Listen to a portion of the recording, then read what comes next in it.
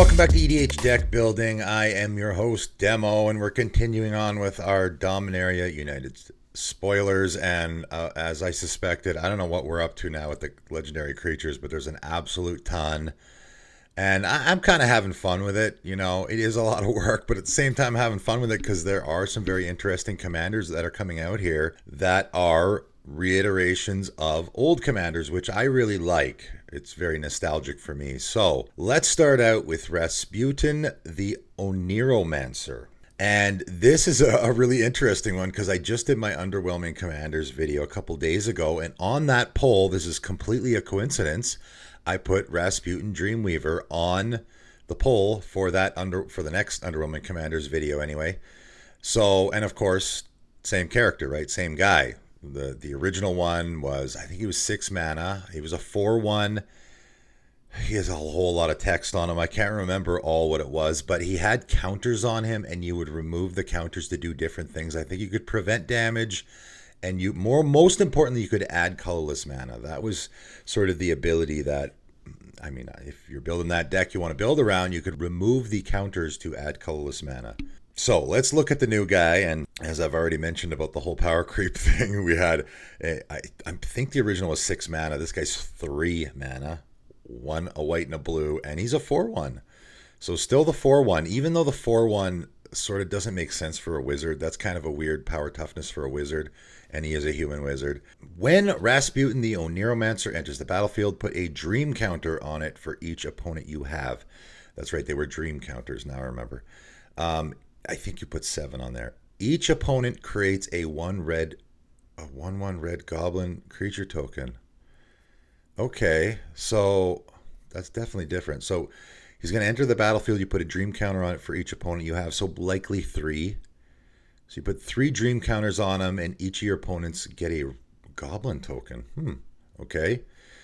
Tap, remove 1 or more dream counters from Rasputin to add that much colorless. So same, very similar ability again, except this time you have to tap, which of course means you probably have to wait till the next turn. You can't use it right away. Obviously there's ways around that. Tap, remove a dream counter from Rasputin, create a 2/2 white knight creature token with protection from red. Weird. Okay, so we do have the colorless mana ability. What a weird character. Like the original one was very weird too with the abilities that it had. I am not sure what the explanation was for that with adding of mana and stuff. I mean, just wizard abilities.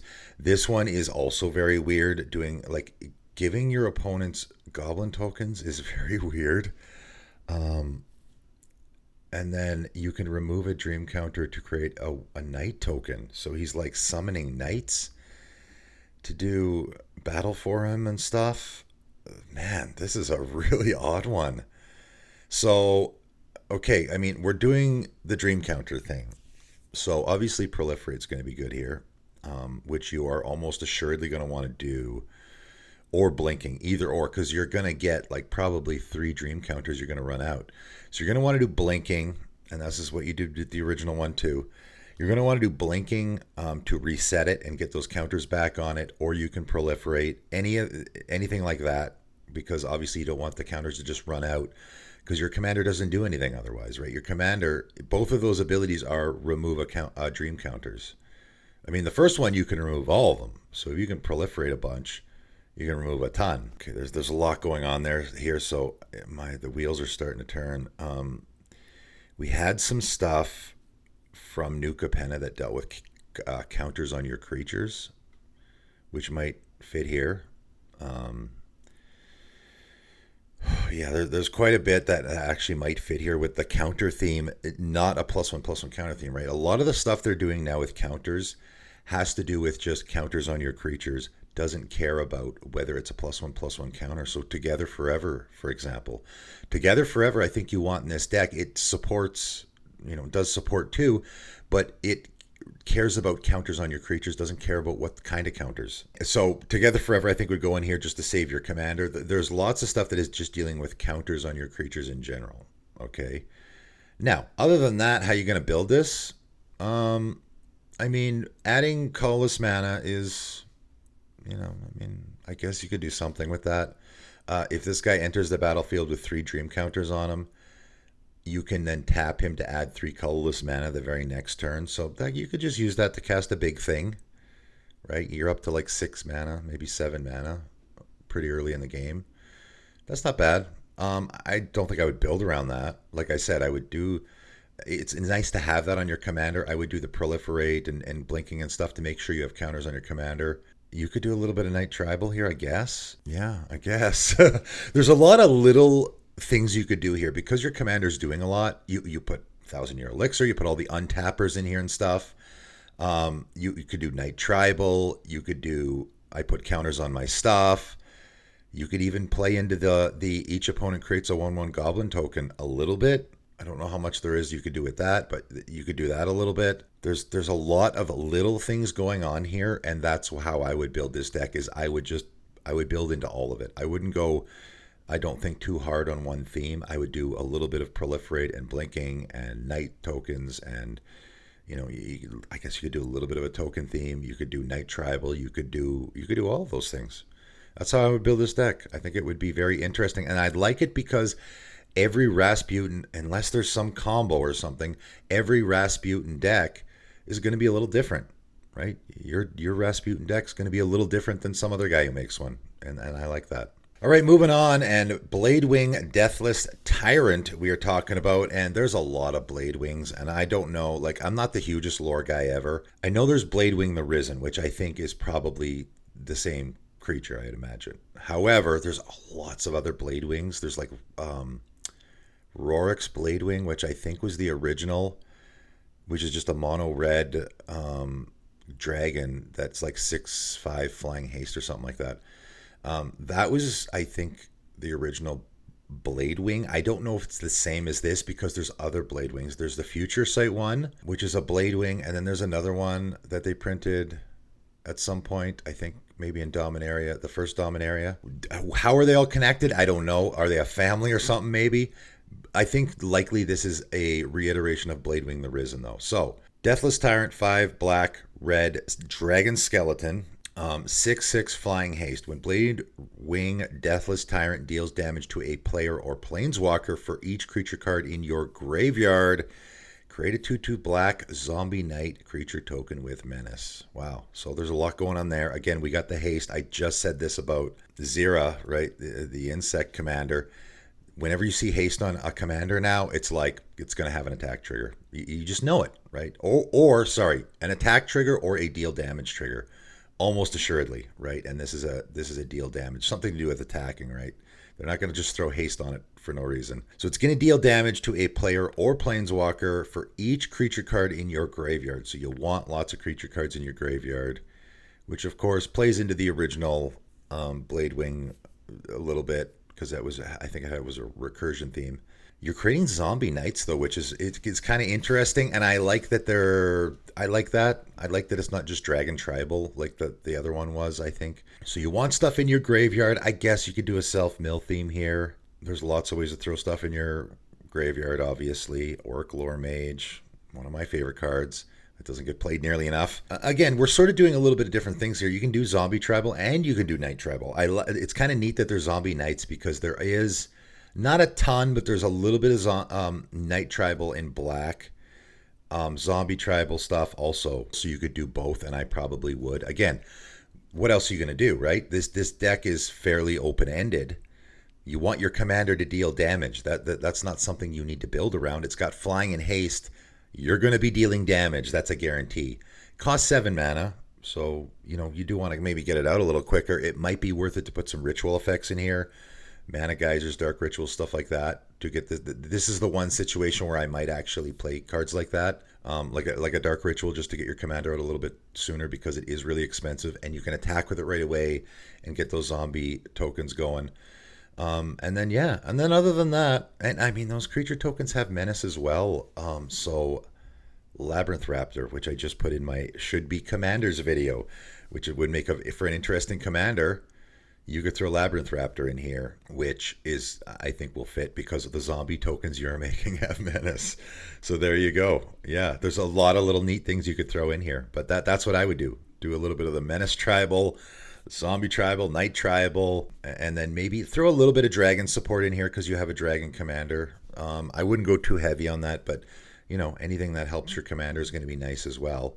I mean, your commander's already got flying and haste, so you don't need much else. You're going to be dealing damage guaranteed. That's not going to be a problem. Pretty neat. I like it. Moving on. And again, getting to now the commanders that I've never ever heard of before. So I'm pretty sure they're brand new. Rattribik. Rattribik.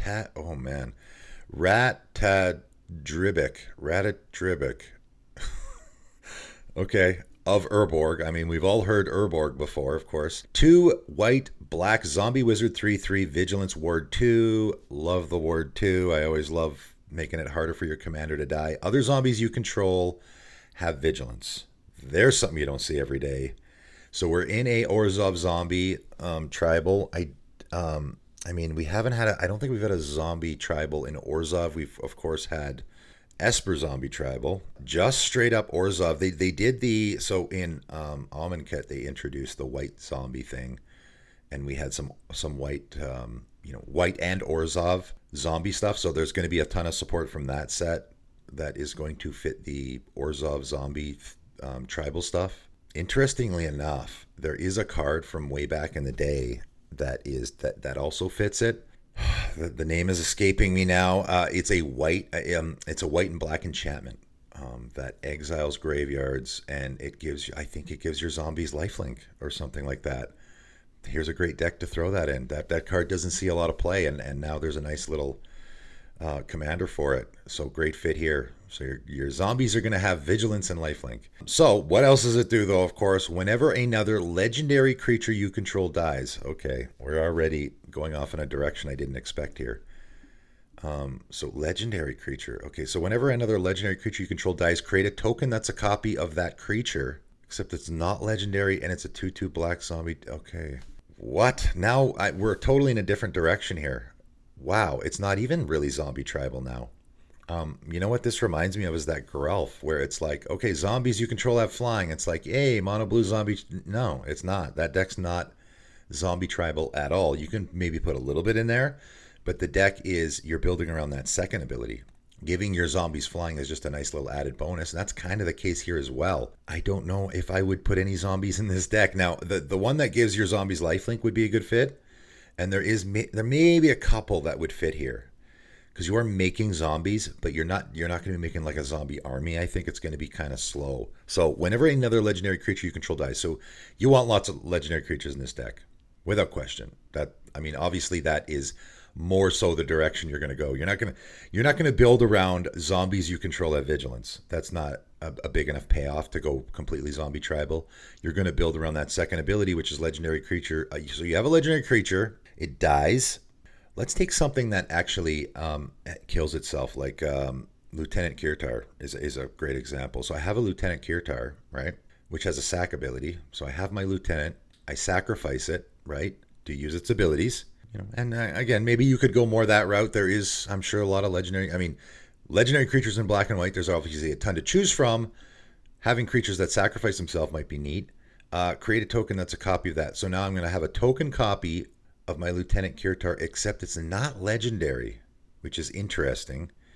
It's a 2/2 black zombie in addition to its other colors and types. So now it's a 2/2 flying, because it has flying, black zombie bird, but this one's not legendary. So then if I reanimate the original Kirtar, but I can't because I just reanimated. So now I actually don't love the flavor of it, because that actually doesn't really make sense unless there's something else going on here. But anyway, the fact that it is, forgetting about the whole flavor of it, the fact that it is not legendary means I can reanimate the original Kirtar and have them both in play.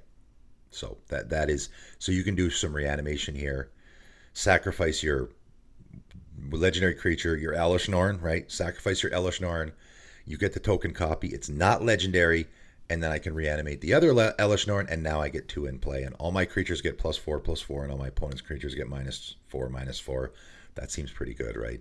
So that's definitely something you could do with this deck as well. Pretty interesting. Again, it's not a zombie tribal deck. I would do, again, a little bit of zombie tribal in here, but not a whole lot. All right, moving on. Lagomos, Hand of Hatred, 1 black and a red. Again, I've never heard this name before, so I think this is brand new. Human Shaman 1/3. At the beginning of combat on your turn, create a 2/1 red elemental creature token with trample and haste. That's not bad. Sacrifice at the beginning of the next end step. Okay, so just spitting out that token every turn that you can attack with. Tap, search your library for a card. Oh boy. Before I read any more, that's searching your library for in Commander is pretty darn good. Put it into your hand, then shuffle. Okay, there has to be. Activate only if 5 or more creatures died. Okay, I was like, there has to be some stipulation here, or that is ridiculous. You want to make this work with the first ability, obviously, is what they're going after here. First of all, there's a whole bunch of stuff you could do with that first ability. Spitting out that token every turn. You can just sacrifice it. It gets sacrificed at the beginning of the next end step. You spit it out. Like, spitting out a token every turn like that is really, really valuable because there's so much you can do with the token. I can just have a Phyrexian Tower, right? So at the beginning of combat on my turn, I spit out the token. It gets sacrificed at the beginning of the next end step. So that means on my next main phase, I can sacrifice the token to add 2 black. Or there's a million different things you can do there. And as I just talked about with the Orca, I think Rakdos does the sacrifice theme really, really well. There's lots of support there for that. So you can just do that. You can just do a straight up sacrifice theme. To me, I don't know if you want to actually really build your deck around that second ability. If you do, here's my recommendation. Okay, obviously you could again, if we're in the sacrifice theme, now I can go, if I happen to have 5 creatures in play, sack, have 5 creatures die, creature tokens, then I can tap, search my library, right? Also, I could throw in a lightning bolt or something, kill one of my opponent's creatures as well. Maybe sack 4 of mine, kill one of my opponents. However, what I would do, I think maybe a little more interesting of a way to do this, is there is a fair amount of stuff in black that makes your creatures indestructible. It might be a little easier to do this. There's a fair amount, and I would put a bunch in this deck. It's good to have anyway, right? Target creature gets indestructible in a turn. There's a fair amount of that. You only activate the ability if 5 or more creatures have died this turn, which they have, because someone just cast a board wipe. Again, doesn't have to be me, could be anybody. Someone cast a board wipe, now I can activate that ability. It's, doing double duty. It's, I protect my commander against a board wipe, and also all the creatures died, so now I can activate its ability and search my library for a card. So that's what I would do. I would put as many of those effects. The slingshot effects, maybe not so much, again, because your commander might have summoning sickness. The indestructible ones, I would probably find as many as I could, and there is quite a few. They've been doing that quite a bit lately. So again, I can cast a Blasphemous Act and make my commander indestructible and then activate its ability after everything's died, or someone else does. Someone else is casting a board wipe. Leave that 1 or 2 black mana open just on the off chance someone does, and my commander's indestructible. Everything else dies. Not only do I get to save my commander, but now I get to activate that search ability as well. That's what I would do. I wouldn't build around that last ability too much. I would probably could just go more of a sacrifice theme with this. This is an interesting one. I have no idea. That is obviously a powerful ability, just tap your commander and tutor. How many people are going to be going after this one, though? I would be really curious to see. All right, lastly today, Cadric Soul Kindler, 2 white and a red. We've had quite a few Boros commanders already. Dwarf Wizard, 4/3. So Dwarf Wizard is very odd. Definitely not too many Dwarf Wizards in the game. The legend rule does not apply to tokens you control. That's interesting. Man, we got some interesting commanders here. So only your creature tokens, or I guess it doesn't have to be creature tokens, any token. Obviously, the second ability is going to play into this. Whenever another non-token legendary permanent enters the battlefield, again with the legendary thing, eh? Whenever another non-token legendary permanent enters the battlefield under your control, so it doesn't have to be creatures, it can be a legendary artifact, enchantment, planeswalker. You may pay 1. If you do, create a token that's a copy of it. Wow. It gains haste, sacrifice at the beginning of the next end step. So it is a Flame Shadow Conjuring. Wowie. Okay, so the creature one is obvious. This is legendary permanent. So let's go through it a little bit. You could do a land here. Okay. A land is so I play a legendary land. There has to be maybe a fringe way. Okay, I'm already thinking of a way. Okay. Flagstone's a Trocaire. I've already thought of a way. There's so many things to do in this deck already. Again, and how many people are thinking of the different options you can go with this?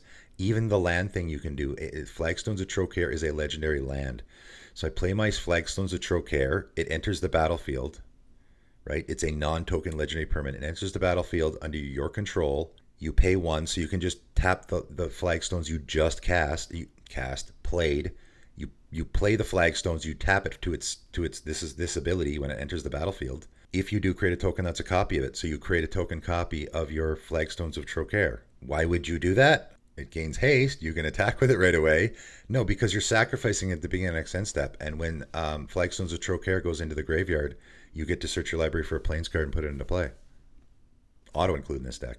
Auto include, in my opinion. It's a ramp. I now ramp. I'm using my commander to ramp with it. So you would want to look at the lands a little bit. That's a very fringe example, I think. It just popped into my head. I was thinking of legendary lands that might fit, and then I thought, you're sacrificing it on the end step. So there probably isn't a lot of lands. You might want to look at the lands that actually will fit with this. Lands that produce more than, like a legendary land that produces more than 1 mana might be worth it. The creatures is obvious. The creatures, they come into play, and the sacrifice is the big one. You're not exiling, you're sacrificing. So any legendary creature with a dice trigger you're going to get, that's the really important part here. Enchantments, not so much. I'm trying to think of enchantments that why you would want them in play for just temporarily, right? You're going to play it on your main phase and then it'll go away on the end step. Enchantments don't usually have dice triggers. I don't know if there's any legendary enchantments that have a dice trigger, so I don't know if that's going to be worth it. Artifacts you could do too, and there's probably a lot of artifacts that would fit here. A legendary artifact that comes into play that you can copy. Again, does maybe one with a dice trigger. This might be a guy that I would have to do on my channel because you'd have to go so deep. I would look at every legendary permanent in Boros to see which ones fit nicely. And then obviously there's the Planeswalker one, and you could just do a Super Friends deck with this, right? Because Planeswalkers are legendary permanents. You could do a Super Friends deck here. And every Planeswalker you play, you pay 1, create a token copy of it, and then you could either plus it or minus it. That there's a permanent that you're going to get a good use out of it, because every single Planeswalker, as soon as you create that token copy, you can either plus it and use it, right? So you're going to plus or minus the first one you make, the original one, which is going to stick around. The copy you're making, now you don't care about loyalty or nothing. You probably will minus it, I would imagine, because the minuses obviously are usually a lot better of an ability. So every Planeswalker you play, and Boros, I think you could easily find enough good Planeswalkers right away. Every Planeswalker is just, I minus it, I pay an extra 1, I get an extra copy, and then I minus it and get an extra ability off of it. He's pretty fantastic. There's just got to be so many interesting ways to use this ability. He's a Flame Shadow Conjuring in the command zone for your legendary permanents. That's great.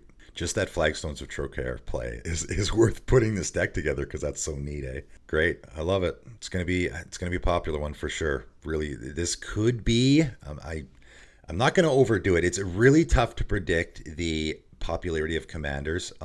Like when I saw Benny Brax, I was like, whoa, this is gonna be one of the most popular commanders. This might be the most popular mono white commander. I thought, not even close. Not even close. Nobody likes that commander except for me. I'm going to make a Benny Brax deck, by the way. This guy, I'm looking at him and I go, okay, he's got a powerful ability that's really open-ended and really fun that you could do a lot of interesting things with. I think he's going to be super popular. Might be one of the most popular Boros commanders in the format. That's my guess. I could be way off, but I think I might be right on this one. That's it for today. Tell me what you guys think of these new legendary creatures in the comments below. We're still cranking out these videos. I'm sure there's a few more to go yet, but that is it for today, and thanks for tuning in.